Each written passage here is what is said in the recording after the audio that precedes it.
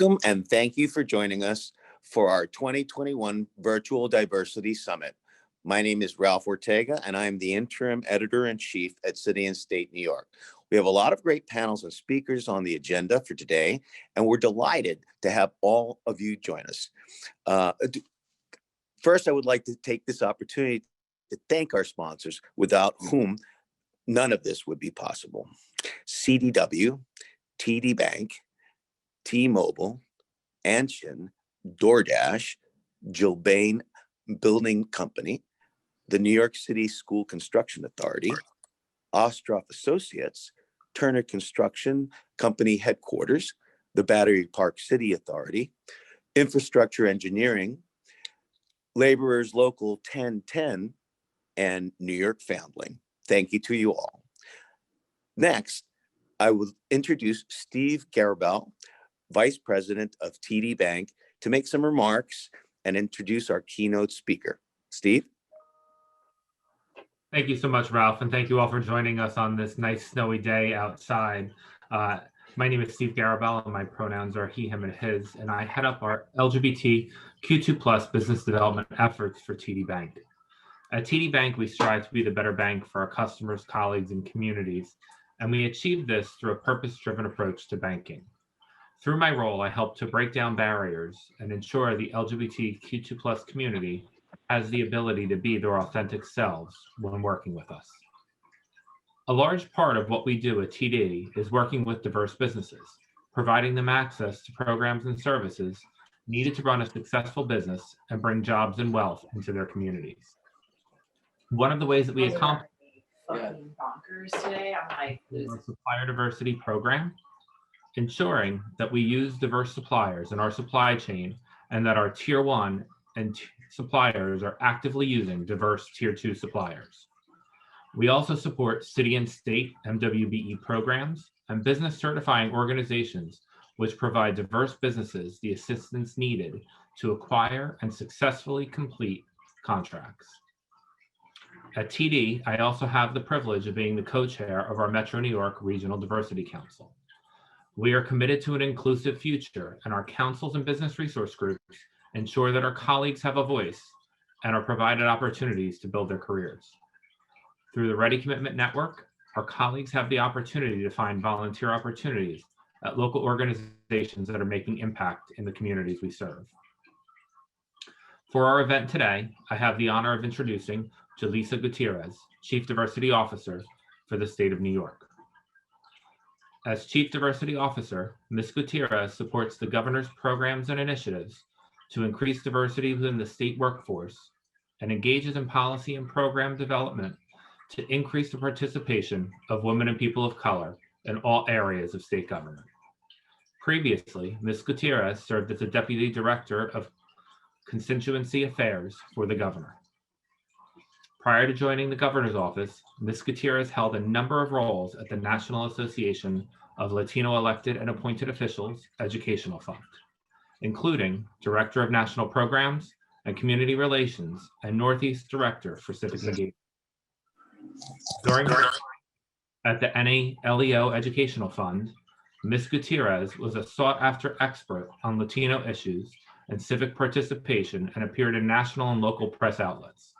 She oversaw the development and execution of nonpartisan, nationally focused, and local community-based civic engagements. Ms. Gutierrez also served in the New York City Department of Youth and Community Development under the Bloomberg administration.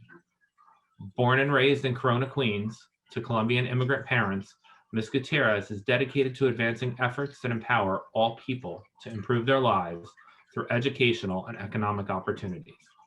Ms. Gutierrez is a board member of the New Immigrants Community Empowerment and a trustee for the Queens Public Library. Ms. Gutierrez holds a master's degree in social service administration with a community organization and development concentration and a Bachelor of Arts degree in internal relations with minor in women's studies from the University of Delaware. I will now turn it over to Ms. Gutierrez to take away with our keynote speech for today. Thank you.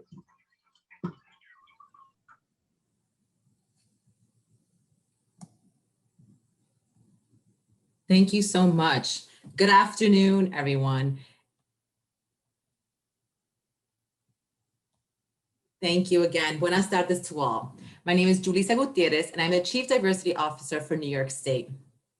First, I would like to thank City and State for inviting me to today's Diversity Summit, especially Ralph Ortega, thank you, and to Stephen Garibel, Vice President at TD Bank, for your kind introduction. I'm sorry we can't be meeting in person today. The pandemic has altered nearly every facet of our daily lives. But I am grateful that important events like today's summit are still taking place, albeit virtually. This past year has shown the nation what so many of us already knew. We knew that the federal administration was incapable or unwilling to take action on critical issues facing our nation. Our healthcare system has faced a crisis of epic proportion, and as such was not prepared for the day-to-day well-being of our people to address this health crisis. We knew that women have been inordinately burdened with childcare, and that folks of color and difference often bear inequities in every part of their daily lives. Across the board, our society was not delivering the social and racial justice that so many of us have worked hard to achieve. While the last year has been heartbreaking on so many levels, I am comforted by the hope of what we have seen of late. I'm hopeful that with what we have learned and continue to learn, that we can do better and be better. And today, I'm grateful to have the opportunity to be here with you, to share some of my journey, and to talk about how New York will build back better. My personal story begins in Bogota, Colombia. My parents met on a crowded bus, my mother's long hair tangled on my dad's coat buttons. You might say they were stuck on each other from the start. Colombia at that time was a struggling country to move past its own history, marked by deep levels of violence and political, social, and economic struggles. My parents wanted security and more opportunity as they built a family and a foundation. So in 1969, my father secured a visa with the promise of a job and traveled to New York City on his own. My mother and grandmother soon followed. And years later, more family came. My parents took the courageous leap of faith every immigrant takes in leaving their homeland and everything they know to start a new life in los Estados Unidos. New York City is an overwhelming city on any given day, and more so for those newly arrived. As many immigrants, my parents faced the shared hardships associated with our country's immigrant history, including language and cultural barriers and discrimination.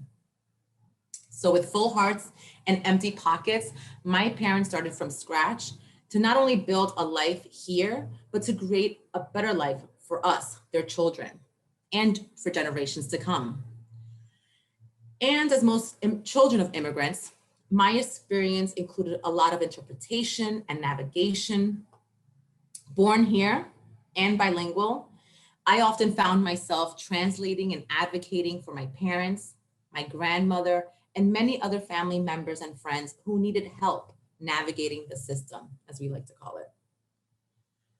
Besides having fluency in both languages, my education gave me a greater understanding of the structures that govern our society, the systems that enable us to access healthcare for our loved ones and help us achieve economic success.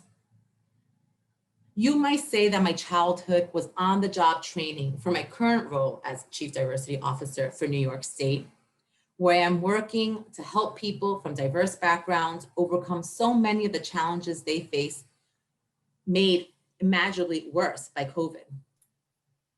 And in doing so, working to make sure that we move forward past COVID, we do so in a more equitable way so that no community is left behind. Today, I will highlight two of the main challenges that I see us facing as a state. First, we are working to battle the health threat from COVID and prioritizing communities of color that have faced historic health disparities. And second, we are working to recover from the largest economic disaster in generations, where MWBEs and small businesses have been most impacted. And so if the task didn't seem daunting on its own, Remember, we are working to overcome these challenges while battling historic, systemic, racial, and gender-based injustice and inequity that existed way before COVID. Communities of color have suffered disproportionately due to long-standing systemic health and social inequities. The CDC has identified 5 factors that particularly increase risk of infection for these communities: underlying stress caused by discrimination, lack of access to healthcare, jobs that are more likely on the front line of the pandemic, education and wealth gap, and substandard housing. It is also documented that women have been disproportionately impacted by COVID, often due to the increased demand of family care, child care, and because of jobs that are more likely in essential services and on the front lines. And for all of their hard work, women have historically been paid less than men for the same jobs. Women must be given the support they need to remain in the workforce, and we must correct the systemic gap between participation and pay.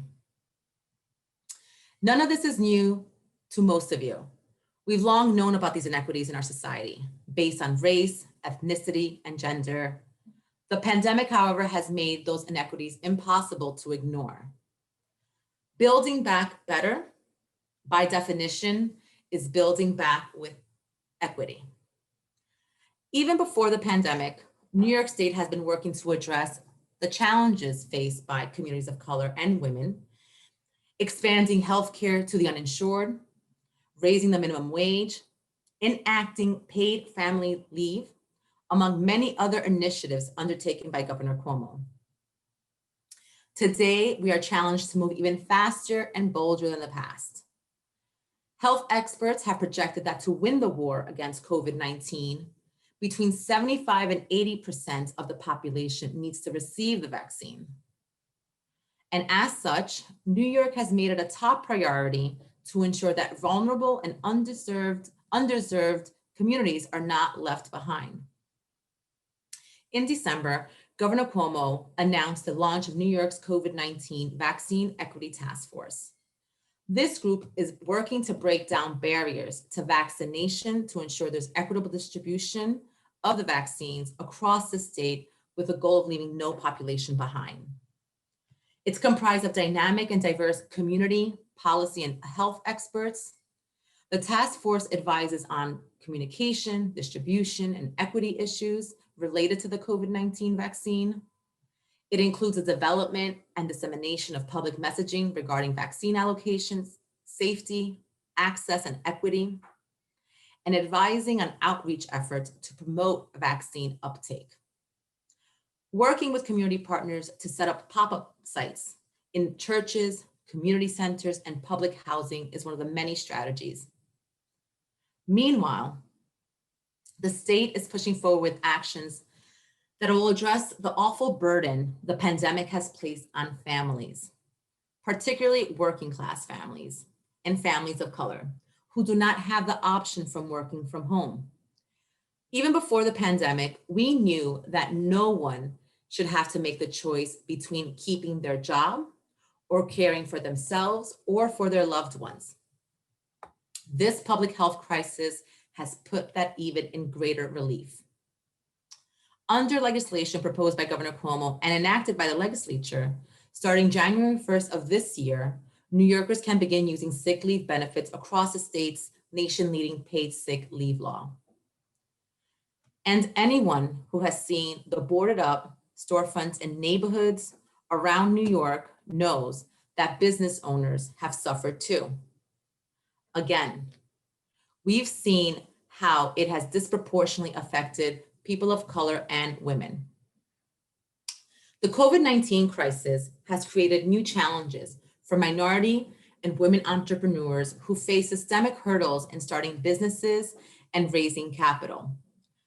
Before the COVID-19 crisis, Black and Hispanic women received less than 1% of all venture capital nationwide, and only 1% of venture capital funds went to Black entrepreneurs. This economic crisis caused by the virus is the most unequal in modern history. Job losses were harder for low-wage minority workers. Just over a third of African Americans have returned to work. And we know that 4 in 10 small businesses are owned by women, and that nearly 100,000 small businesses have permanently closed due to COVID. In 2011, MWBEs received about 10% of state contracts. We initially announced that we wanted to double that and to use MWBEs for 20% of state contracting.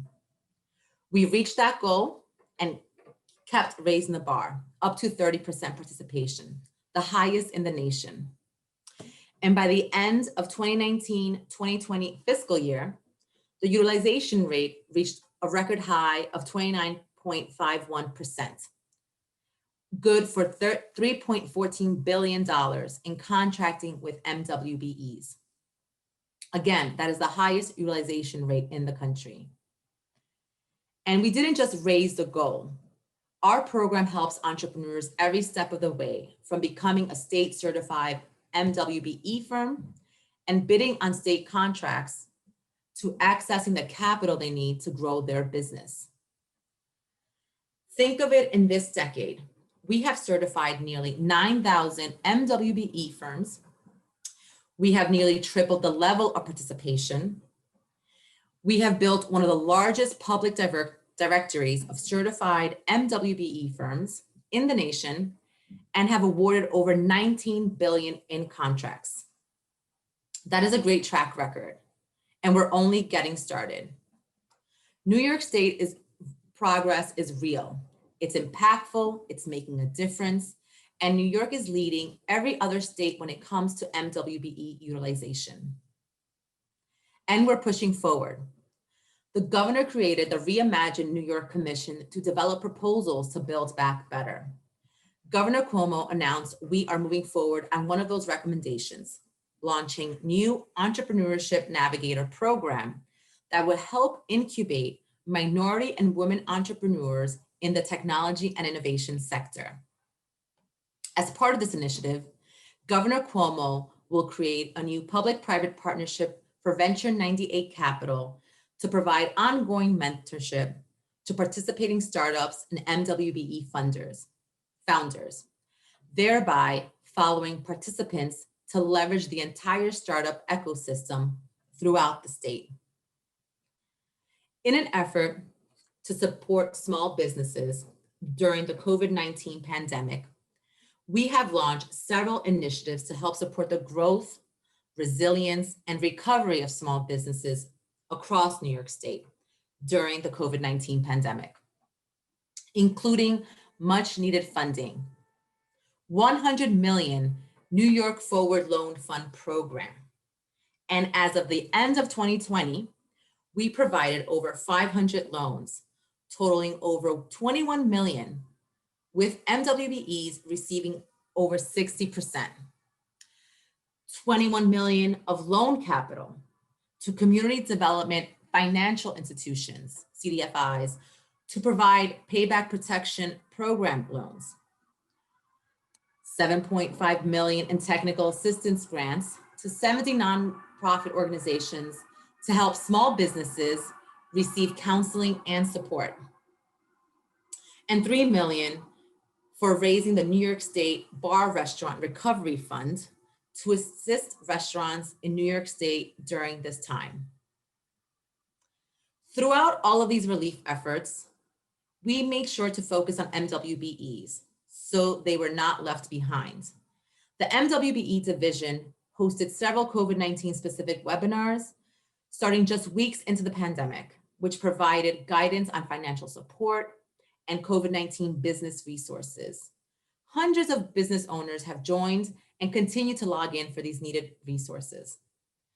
The division has also created a COVID-19 resources website to provide MWBEs a centralized resource center with information on various financial and technical assistance support. In New York, we lead the fight against COVID from the start, and we will continue to lead the fight to rebuild our lives and our economy. But the victory will be a hollow one if it can't be celebrated by every New Yorker, no matter the color of their skin, the nation where they were born, or the language that they speak, or the gender that they associate with. The pandemic, for all its devastation, has once again reminded us of the disparity that exists in our society. If we are to become better and stronger, we must do it as one people, as one state. Governor Cuomo is committed to that endeavor. He regularly invokes our national motto, E pluribus unum, out of many, one. There has never been a better time for New York and the nation to truly embrace this motto, which is our motto. Because in New York, we know that diversity is not just our strength, it's also a gift that will forever set us apart and set us above the rest. Thank you all for your time today and for continuing to partner with us to build New York back better for all. Thank you. Muchísimas gracias. Muchísimas gracias, Julissa. Thank you for your story and remarks. Next, we will begin our panel sessions. Remember, if you have a question for any of our panelists, please submit them at the bottom of the screen in the Q&A box so the moderators can easily find them. Questions submitted through the chat may get lost in the conversations going on. Please welcome our moderator now for panel number 1, entitled MWBEs in New York amid COVID-19. Our very own Kay Diversey, reporter here at City and State New York. Thanks, Ralph. Pleased to be moderating our today's first panel, MWBEs in New York amid COVID-19. My name is Kay. I'm a staff reporter with City and State and our sister publication, NYM Media. I'm very excited to discuss, just the general impact of COVID-19 for minority and women-owned businesses, across New York, and trying to figure out what tools do they need to succeed, what resources are out there to help support them.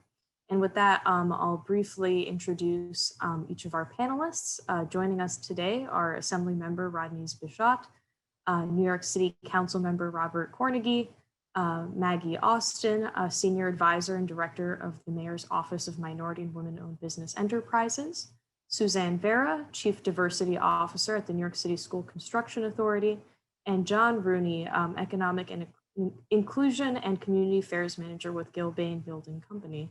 And with that, I encourage all our panelists to come on video. Okay, fantastic. And I'd love to, give everyone an opportunity to, provide some more, elaborate introductions on themselves, and also address our first question for the day, which is just to talk about, what have been the additional challenges that MWBEs across New York have been facing during this pandemic that you all see as, pressing issues for us to tackle. And with that, I'll pass this on for Suzanne to start out. Hi, how are you? So I'm Suzanne Vera, Chief Diversity Officer from New York City School Construction Authority. I'm sure many of you know what we do. We build all of the schools in New York City, all public schools we are responsible for. Let me just say that we have a multi-billion-dollar capital program, which is about, right now, our capital 5-year capital program is about $19 billion. During the pandemic, one of our first thoughts for my department and myself was, how do we save our MWBEs, especially those that's in our mentor program. We have a very large mentor program in which all projects under 1.5 million come into our mentor program. It averages between 70 to 90 million a year worth of work. So how do we save them? All of our projects were on pause. So what we did was that we immediately started to reach out to our firms to help them, one with PPP loans, as well as to get them all of the necessary training on PPE. So once our projects restarted, that they will be able to get back to work as quickly as possible and as safely as possible, understanding all of the new guidelines. So we provided them with a number of classes to actually help them with that. Some of the challenges our firms had was how do they survive? Right now, I think that is not so much of a challenge because our full capital program has resumed, and we are right now bidding about in the mentor program. I would estimate between now and June 30th, we will do about $70 million worth of work. So right now we are looking for contractors. We're encouraging them to come into the SCA. We have a lot of work. Our mentor program has fully restarted. Our entire capital program has restarted. So I don't want to take too long because I know you're going to come back with other questions. So let me pass it on.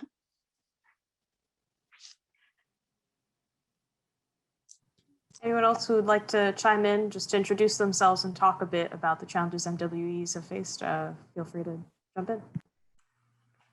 I'll jump in. I'm Maggie Austin. I'm Senior Advisor to the Mayor and Director of the Mayor's Office of MWBE. The Mayor's Office of MWBE is responsible for the citywide MWBE program, and we work with our city agencies to make sure that they're engaging MWBEs in the contract process. So in addition to some of the things that my colleague Suzanne said, some of the challenges that we've seen since the pandemic is, first of all, the need to meet fixed costs, right? Businesses have fixed costs like rent and insurance. And if you have less income, the costs are fixed. So that's really a hardship.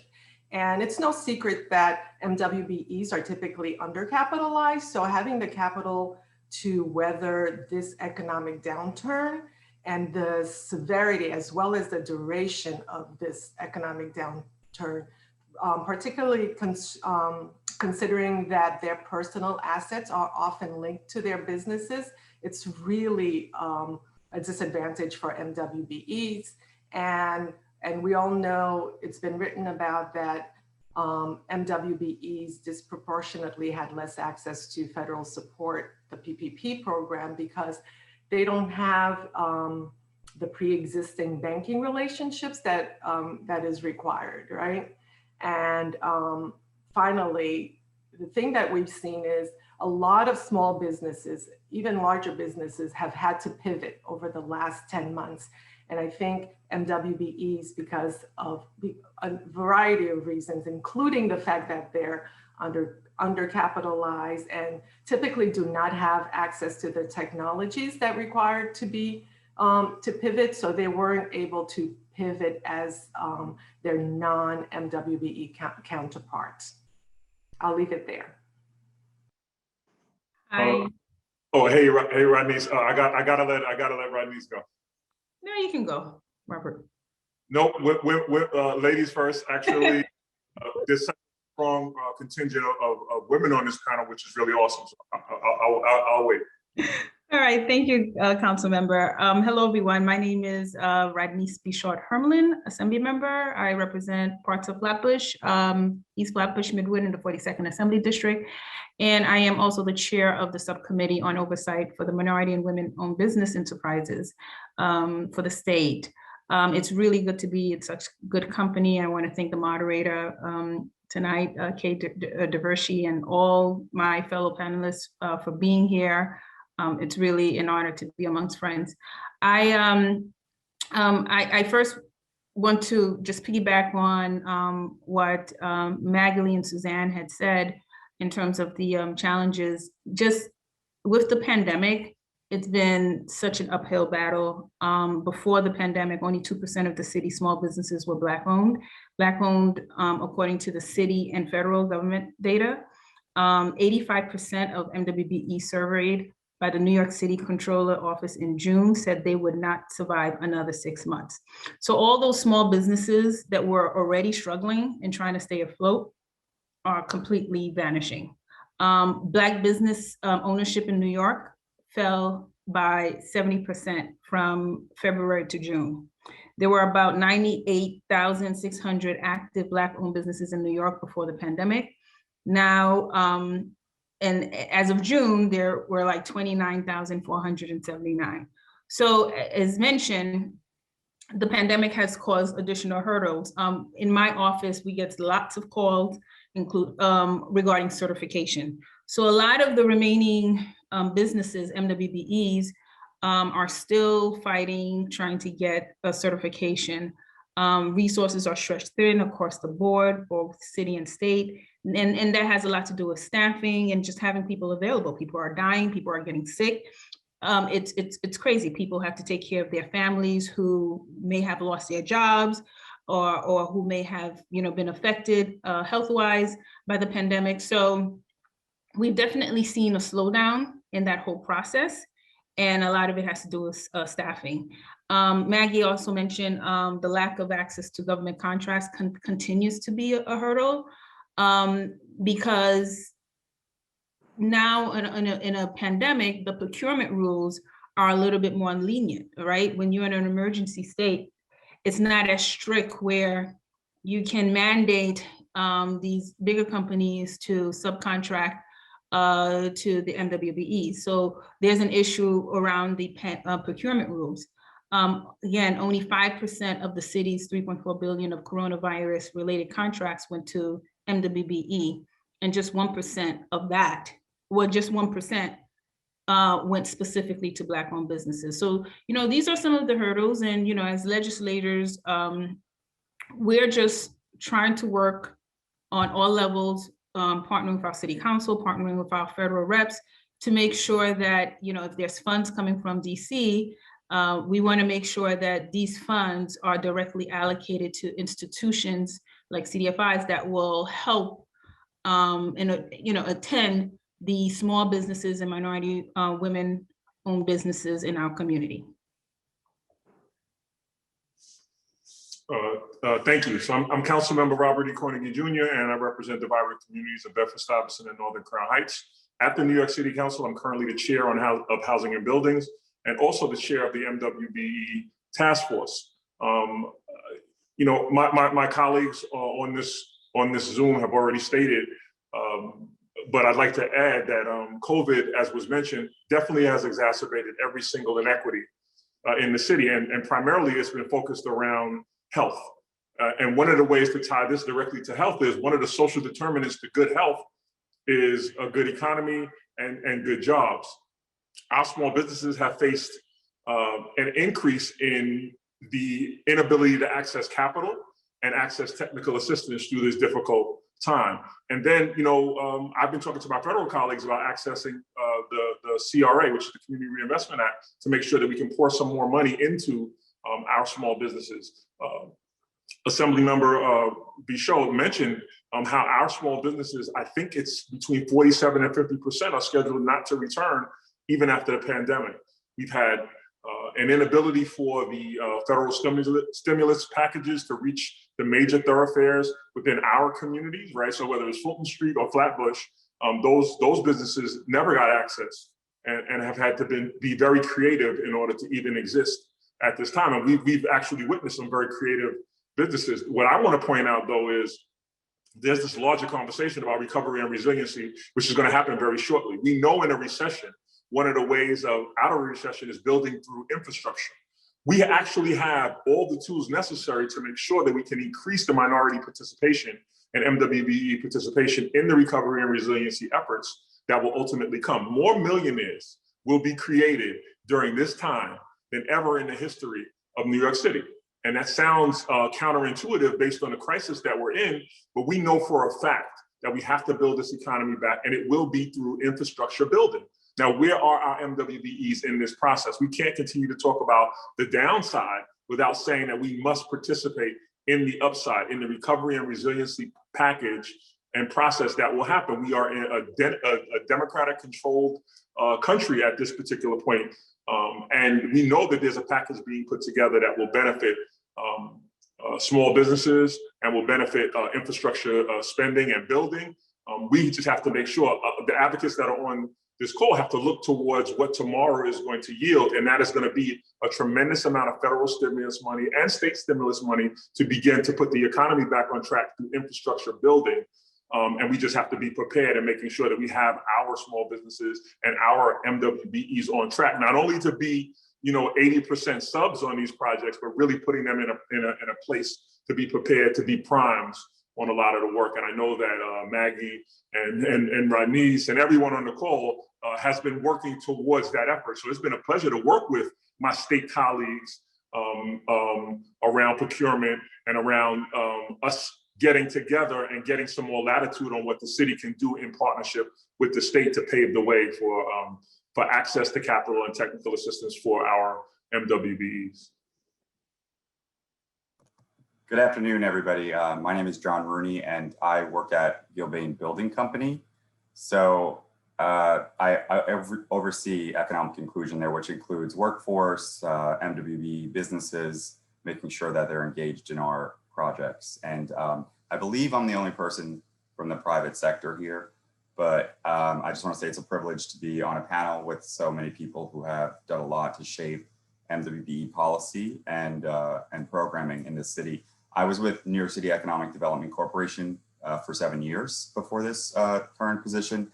And one of my main tasks there was holding construction management firms accountable for meeting MWBE goals. So I'm on the other side of that now. And it's nice to be inside a firm that really, is committed to driving economic inclusion and, leadership that's really committed. Because as we all know, if leadership is not there, then it's hard to change how people work. And so I would say, as far as challenges that MWBE face, what I'm seeing is, it's already been mentioned.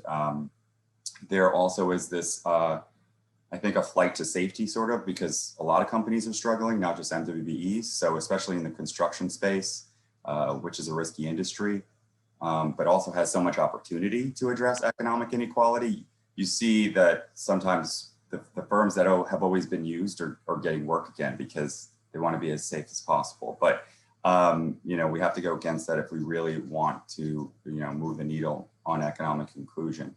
But I'll also say that it's interesting that during the pandemic and its, disproportionate impact on communities of color, especially in New York City, that the social justice movements of this summer, I think, have really had an impact on companies and they're particularly with regard to Black-owned businesses. And there's even some data that suggests that there's a rebound in Black-owned businesses that is happening as a result of, I think, a lot of people becoming more aware of discrimination and racism, and putting that into changing the way that they do business. And so hopefully that persists and we see some real change on that front because of those movements.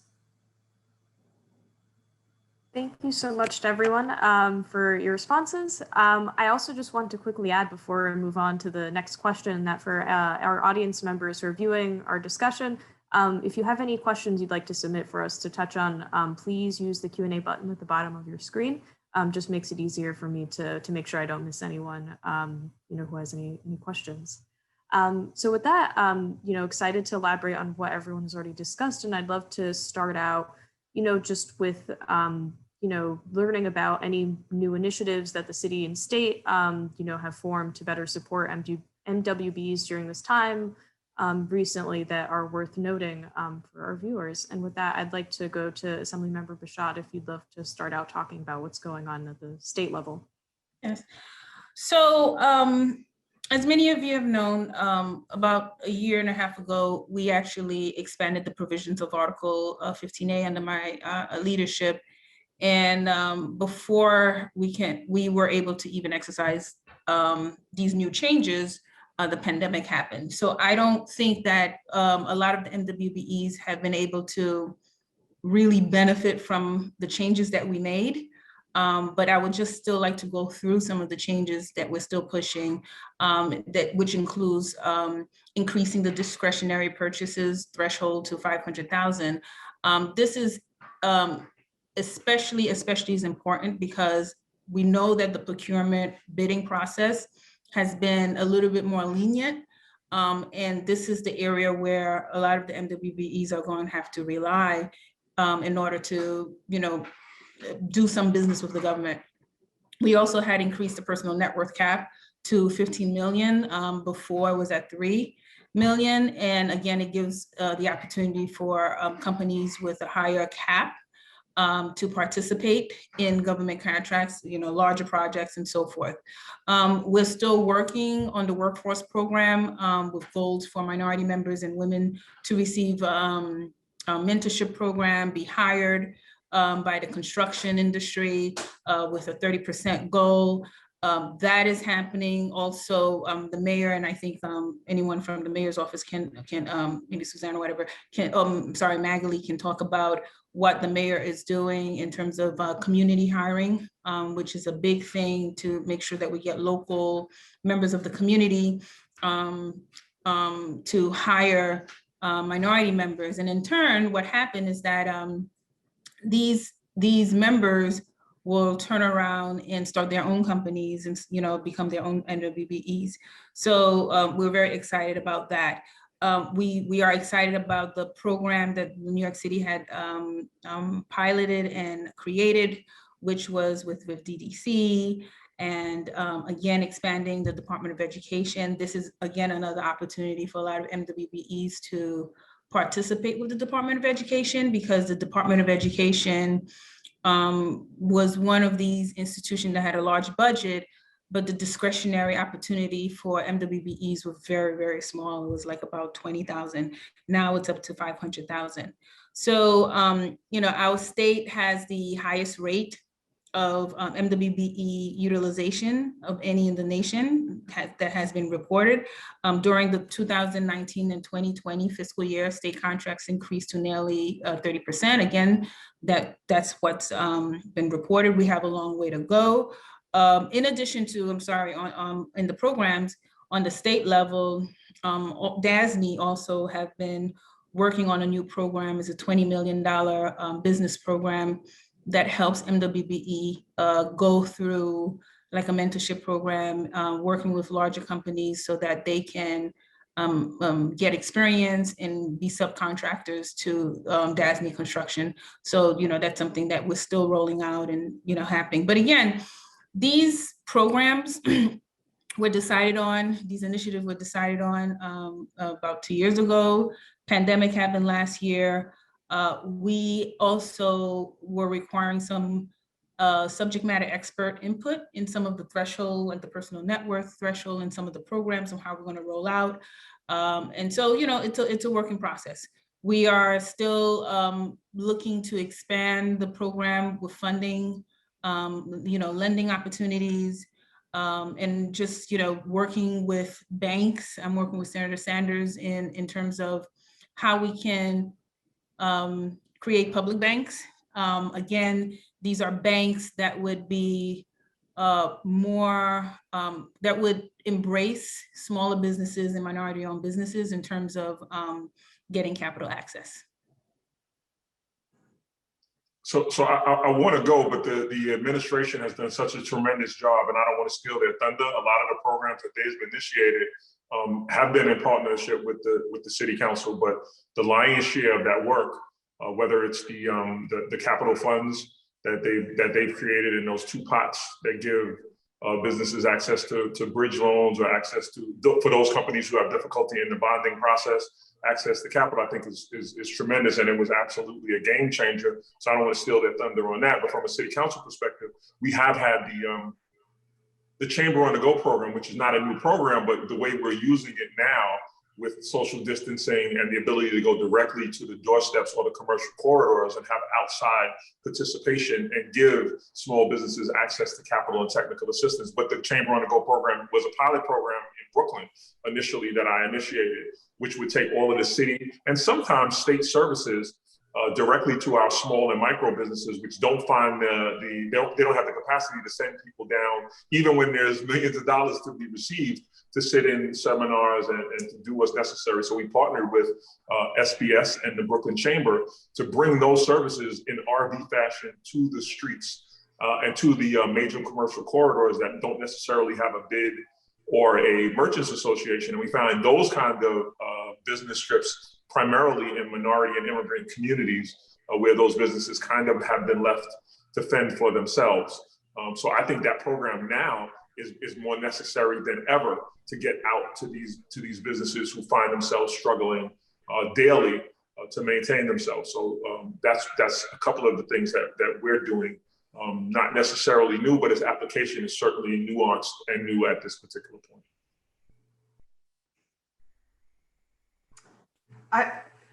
So I can talk about what the administration, what Mayor de Blasio is doing. So last year, when the pandemic first hit, everybody was really spinning around trying to deal with everything that had to do with the pandemic. Once we had the opportunity to catch our breath, we realized that what we had to do was bring additional funding streams, basically increase contract opportunities to make sure that MWBEs had participated in these opportunities, right? So last summer, the mayor issued Executive Order 59, which the goal of that executive order was really to increase the pool of contracting available to MWBEs. First of all, as the council member, as Assembly Member Bichotte said, emergency contracts were typically excluded from MWBE goals. So what we did is the executive order actually has agencies put goals on these emergency contracts. And then we also made sure that we brought in some of our larger spending entities, right? So DOE, Health and Hospitals, as well as NYCHA now are part of our larger MWBE program, and we've asked them to put goals on their contracts. We also have agencies get bids from at least one MWBE when they're procuring an emergency contract. And we've also asked agencies, you know, as Assembly Member Bichotte said, last year with her leadership, we got the ability to have the MWBE discretionary $500,000. So we asked agencies to use that discretionary. If they had any contract that was valued at $500,000 or less, they should specifically target it to MWBE. So, so I think those tools really increase the pool of contract available to MWBEs. We've also started an employee ownership program. Basically, it's a municipal initiative to support employee ownership conversion. So if a manufacturing firm is closing, we are helping the employees acquire that firm instead of that firm closing down. And we have a mentorship. We have a number of mentorship programs. We have a Small Business Mentors NYC. We have the Black Entrepreneurs NYC Mentors, and we also have an MWBE. MWBEs, successful MWBEs are mentoring smaller and newer MWBEs. And we've also addressed access to capital with the Contract Financing Loan Fund, where assistance to eligible MWBEs with city contracts up to $1 million at right now it's 0%. It was 3%, but right now during the pandemic, it's actually at 0%. And we also offer technical assistance, which can be one-on-one also. And over the past 10 months, my staff and I have personally connected MWBEs to a number of opportunities. And we work really, really closely with the city's MWBE program, MWBEs, to make sure that they're connected to all of our procurements.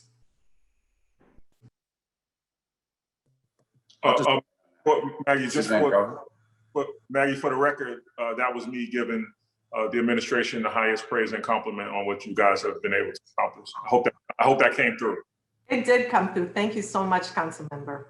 And so as part of the agencies that report to us, basically Maggie as well as the Assemblywoman Bichotte, we have taken, the Assemblywoman did a lot to ensure that all of what she was doing in the Senate included the SCA. Maggie's really a good advocate on behalf of the School Construction Authority. So as a result of that, with the emergency purchases from July through December, and you know, the SCA was pivotal in the setting up of the testing sites, the COVID testing sites, as well as we are now doing a number of the vaccination centers. So as a result of that, we actually spent a lot of money in emergency purchases, over 100 million. And out of that 100 million, about 33 million went to MWBEs, which was about 30%. So that's a real success story, ensuring that our emergency purchases included MWBEs. What else we've been doing is that we also, as part of the new discretionary purchase for under 500,000, immediately as COVID hit, the SCA was then had to resume all of its operations from home. Everyone was now assigned to work from home, but we had to continue working. And you're speaking of an agency of over 1,000 employees. Our IT department used that mechanism to hire IT consultants to set up the entire agency to work from home.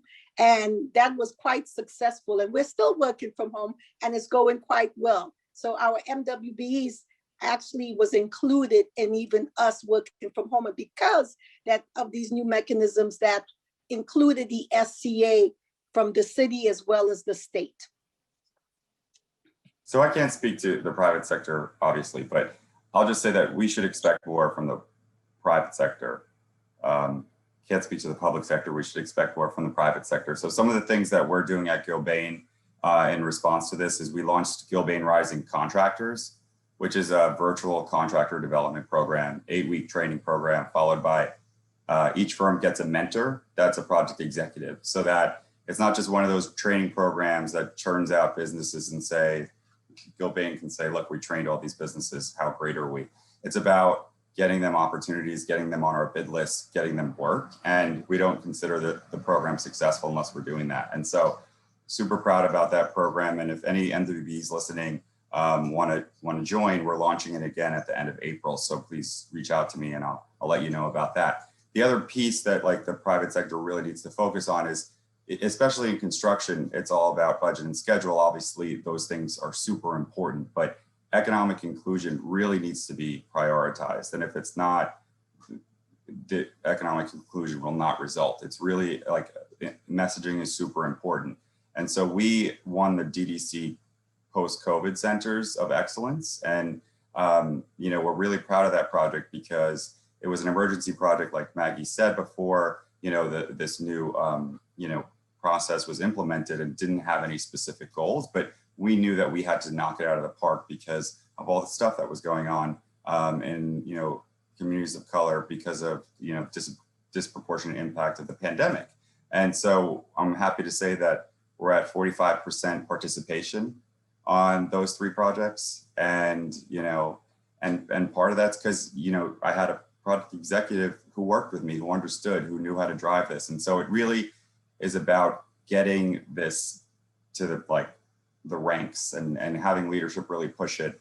But I think we need to expect more of private companies in terms of reporting and hitting economic inclusion on projects where we're not being forced to because it's not a public project, on high rises, on everything. Like it needs to be the whole portfolio. And, you know, I'm happy to say that at Gilbane, we have a goal that we've committed to for our whole portfolio, and high rise is a big portion of our portfolio, but you know, we're not just going to commit to goals when we have to. We're going to commit to goals because we care about it and it's the right thing to do. And so our goal is 20% right now, but we are going to go up to 25% in 2022. So really proud of that.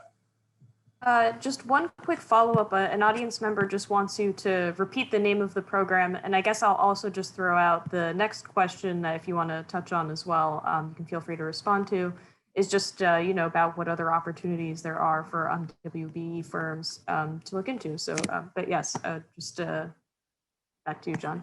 So the program is called Gilbane Rising Contractors.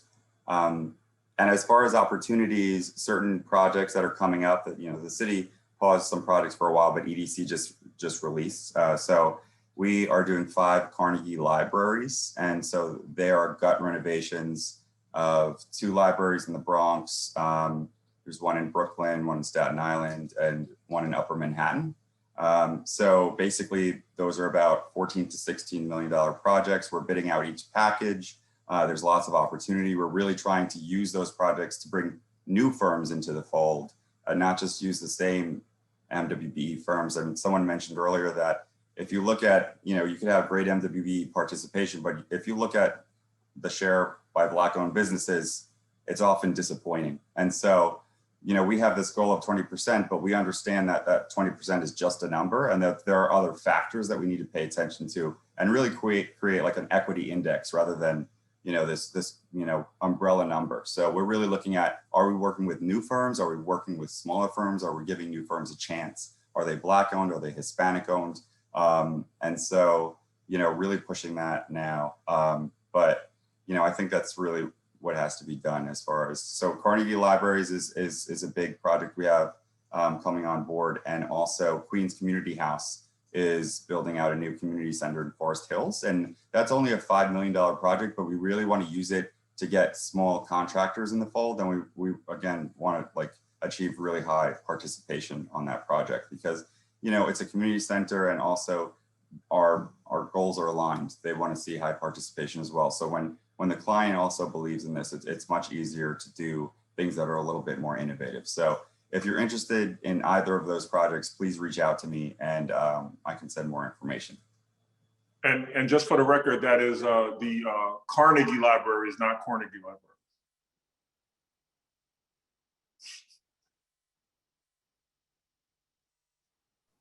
Anyone else interested in chiming in? I don't know, Suzanne, if you have any thoughts on opportunities, for MWBEs to pursue. Oh, absolutely. We are currently looking for lots of plumbers, HVAC firms. Remember now, for students to go back, the school's ventilation systems all have to be upgraded. So we are massively working on that. So we need HVAC. We need exterior GCs, because we're doing a lot of playgrounds. As I said to you, the SCA's capital program is about $19 billion 5-year program. This year, we intend to commit, I believe, over $2 billion. And we have already started in the mentor program. We anticipate currently the mentor program between now to the end of June, we will commit over $70 million.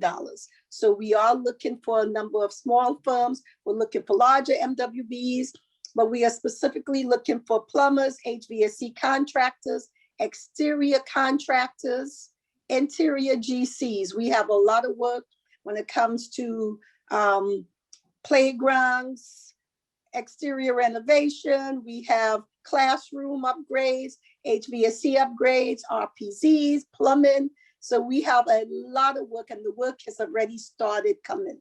So if you know of any, as I said, especially plumbers, electricians, please tell them, please go to the SCA's website, nycsca.org, and inquire about our pre-qualification and certification. So you can become part of our mentor program. And we are currently, actually, even when it comes to consultant services, we are going to be instrumental in the development of the building out of the Medgar Evers Middle School. Right now, it was very important for us to hire a design consultant firm that looks like the community. So we worked really hard, and I must say that our entire design team is 90% MWBEs.